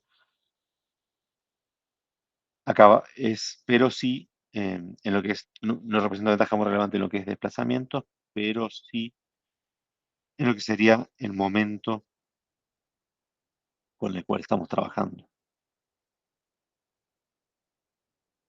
Bueno, diferentes gráficos, estos les vamos a dejar la publicación y ustedes pueden ir viendo, inclusive utilizando esto como una forma de evaluar. Imagínense si tuviesen que hacer para un proyecto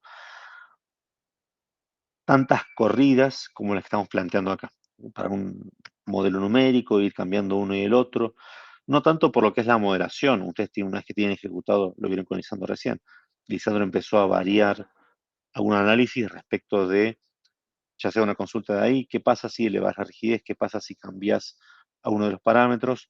Una vez que tienen ejecutada la geometría, es poner a correr, pero el tiempo de corrida es lo que demanda, más todavía, por ejemplo, con un modelo 3D, es lo que demanda mucho, y realmente le podemos sacar el jugo a herramientas analíticas, estas soluciones en forma cerrada, para interpretar estos resultados. Fíjense acá cuánto varía el desplazamiento una vez que estamos colocando diferentes tipos de apuntalamientos, donde prácticamente el caso rojo es un apuntalamiento inexistente, hasta algo que prácticamente el suelo alrededor ni se entera. Bueno, acá pueden ver la influencia del apuntalamiento en el momento. Lo que estoy mostrando acá, y lo que no es menor, sí, el costo que tiene es, bueno, armar esa solución, donde acá tienen, déjenme ir a la expresión, que no la tenemos volcada dentro de lo que es la filmina. Estoy yendo a la expresión de la solución de los desplazamientos, pero fíjense que tiene... ¿Dónde estás? Creo que me la pasé.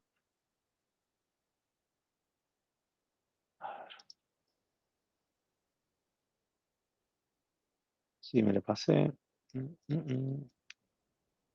Acá está. Sí, esta es la expresión que nosotros pusimos. Estos términos y están multiplicando y corrigiendo estas funciones se componen de ciertos coeficientes. Bueno, acá les voy a mostrar.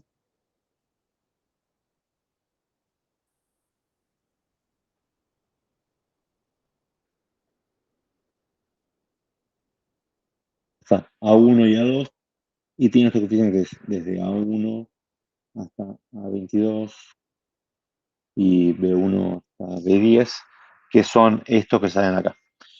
Bueno, es un poquito oneroso escribirlo la primera vez, pero una vez que ya está, lo pueden cotejar contra los resultados de los autores y tenerlo como una herramienta funcionando para analizar otros escenarios. Así que esta publicación se la vamos a dejar a mano como una herramienta para analizar esa interacción. Y con esto está esta parte de la clase, de esta unidad. No sé si tienen alguna consulta, un comentario que quieran hacer.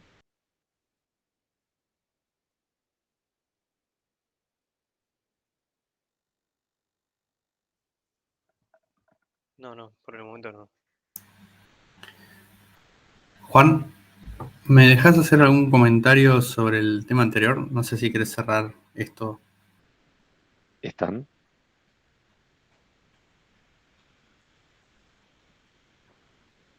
Ok, te robo la pantalla un toque.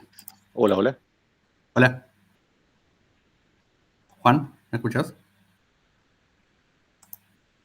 Hola. ¿Ustedes me escuchan a mí? Lisandro, ¿estás? Sí, sí. Sí, bien. Sí, Sí, Juan. Ah, a ver, no estoy escuchando nada. Disculpen, voy a sacar el micrófono.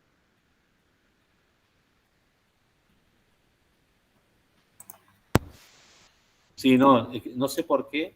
No, dígame si me escucharon bien, pero no estaba escuchando el audio de ustedes. Se te escucha. Ok.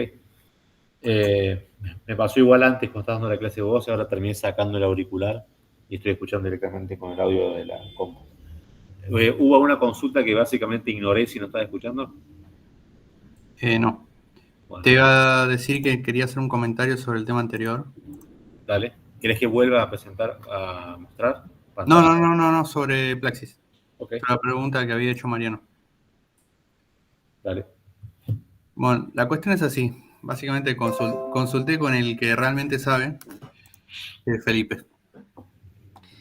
Y lo que me dice es que no recomiendo utilizar el método de MStage para simular la excavación, esta parcial, sino que en Plaxis agregaron otra metodología que sí es más recomendable. ¿Qué pasa? El MStage, como nosotros le ponemos acá este 30%, Plaxis no termina, no busca el equilibrio. Entonces puede equilibrar cosas que en realidad no deberían estar equilibradas. La metodología que me recomendó para hacer este análisis es utilizar el método beta, que es algo que agregaron en Plaxis últimamente. Entonces, en lugar de hacer una excavación con MStage, lo que vamos a hacer es esta excavación. Le vamos a dejar un MStage de 1 y vamos a apagar el clúster del elemento que nos daba la estabilidad. Y cuando seleccionamos acá el clúster apagado, acá aparece un parámetro de desconfinamiento en el que podemos poner un porcentaje. Por defecto esto está en 100%, ¿sí? Y de alguna manera es como un apagado parcial de este elemento, ¿sí? No aparece este suelo, pero queda en el terreno, y acá aplicándose sobre esta cara alguna presión de confinamiento equivalente a lo que era la presión que estaba haciendo esta porción de suelo, ¿sí? Entonces, de esa forma, a pesar de que mi material no tenga cohesión, como sí tengo confinamiento en esta cara, el material puede llegar a ser estable. Y la ventaja que tiene es que ahora sí Plaxis trata de encontrar el equilibrio de esto, incluyendo esta carga ficticia que aparece acá, y los resultados son más confiables que con el método de MStage. Yo me había quedado con esa metodología de MStage que era previa a que incorporaran esta opción en Plaxis. Pero bueno, disculpen que les di una metodología un poco desactualizada. No sé, Mariano, si Sí, quedó clarísimo. claro. Sí, Ok. ahora, ese desconfinamiento, ¿qué es? ¿El porcentaje que sacás o el porcentaje Es que lo que queda. 0 sería, si acá le pongo 0 es, perdón, si le pongo 100 es que lo saco completamente. Claro. Fíjate acá, 100 es que lo saco completamente, si le pongo 0 es que no saqué nada. Entonces, Dejaste un 30 ahí, claro. 30 es lo que dejo, sí, exactamente. De vuelta, este 30% sigue siendo un valor que hay que calibrar, ¿no? De la misma manera que lo planteamos a LMStage. No es algo que tenga que ver con un porcentaje real de material que saco, sino algo que tenemos que calibrar con la experiencia o con algún modelo más complejo. Claro. Gracias. Bien, si les parece, en lugar de hacer un recreo ya hacemos un cierre y le hacemos algunas parroquiales sobre la materia y ya podemos ir cerrando.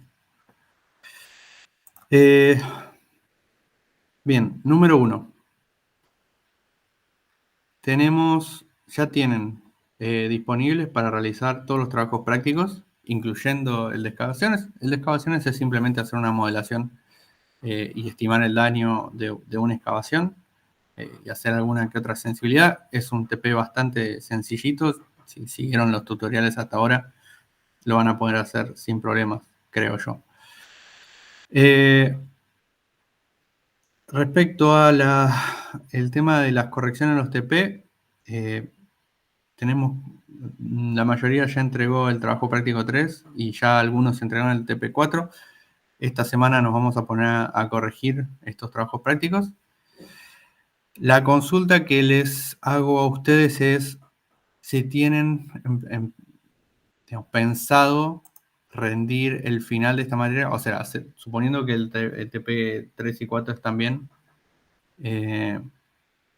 si tienen pensado rendir la materia en este cuatrimestre, aquellos que tengan pensado terminar los TP. Primero esa es la pregunta, a ver si fijamos una fecha de final o no. Espero respuestas. Yo personalmente sí. Sí. ¿Quién habló? Perdón. Roy. Ok. Sí. Bien. Dígame una cosa. En tiempos, ¿preferirían que la fecha sea antes de Navidad o en la semana entre Navidad y Año Nuevo? En caso de ser la semana antes de Navidad, probablemente sería el 18. El examen final pareciera estar un poco justo. Si no, podríamos organizar el examen para entre el 26 y el 29, alguno de estos días. Yo voto por entre el 26 y el 29. Sí, yo. estaría perfecto. Bien, entonces lo que vamos a hacer, voy a hablar con Pedro y Juan, para organizar un día que podamos los tres. No va a ser en el día de clase, pero sí probablemente sea en el horario típico de 18 en adelante, en alguno de estos días. Y les vamos a pasar la fecha en cuando se pueden presentar. Un comentario, como si fuese un horario de clase, nosotros estamos asignado esta franja horaria dentro de esta sesión de usuario de Meet. Lo que vamos a pasarles va a ser otro link de reunión, pero eso lo vamos a avisar también en el correo. Bien. Esa es la primera, tema final. Tema ATP, vamos a adelantar la corrección en estos días para que puedan cerrar la materia aquellos que ya tengan entregado una porción importante de los TPs. Y por último, en el GitHub, y les vamos a pasar el link, así no... Perdón. Acá, les paso el link. Les pido si se toman 2 minutitos en responder esta encuesta, que es como una encuesta de satisfacción de la materia. Tiene algunas preguntitas sobre qué le gustó y qué les parece que podríamos mejorar, que nosotros utilizamos para ir mejorando la materia año a año. Si se pueden tomar el trabajo de completarla, si no, cuando vengan a rendir el final, se lo vamos a recordar. Que por favor la completen. Perdón, por ahí ya lo dijeron, pero ¿cómo es la modalidad del examen final? El examen, lo que vamos a hacer es, les vamos a pasar un examen que va a consistir en unas preguntas multiple choice o con algún desarrollo bien cortito, teóricas, como para hacer un primer filtro, y después en función de eso vamos a tener alguna charla para discutir sobre las respuestas que han puesto en el trabajo práctico, en el examen. Así que imagínense algo como a las 18 les mandamos un link con un formulario con unas preguntas, ustedes las responden y después a medida que las van respondiendo los llamamos y charlamos un poco de los resultados. Ok, pero sigue siendo virtual. Sí, todo virtual. Bien, gracias. Un consejo que capaz que un poco Lisandro mencionó y no es necesariamente obvio, pero utilizamos como herramienta los prácticos que ustedes presentaron. Entonces, presten atención a las observaciones realizadas y piensen en función de lo que se les marcó, qué hubiesen hecho diferente, cómo hubiesen mejorado, qué alternativa hubiesen planteado para el práctico, qué deberían haber hecho. Entonces, con eso ustedes se pueden adelantar a preguntas que pueden llegar a surgir. Así que a la hora de estudiar, no solamente vean el contenido dado, sino también utilicen ustedes lo que ustedes desarrollaron y las observaciones realizadas. Sí, y traten de tener, o sea, a pesar que se lo planteo así tan ligeramente, es un examen y vamos a exigir que comprendan los conceptos de las cosas que vimos en la materia. ¿Sí? Temas teóricos, no de desarrollo, pero sí de entender cómo se comporta el suelo y cómo es la interacción terreno-estructura en general en todas las unidades que vimos.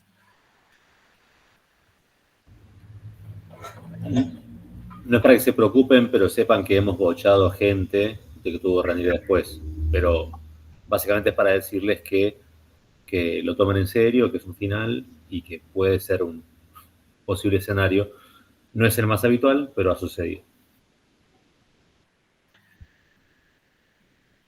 Bien.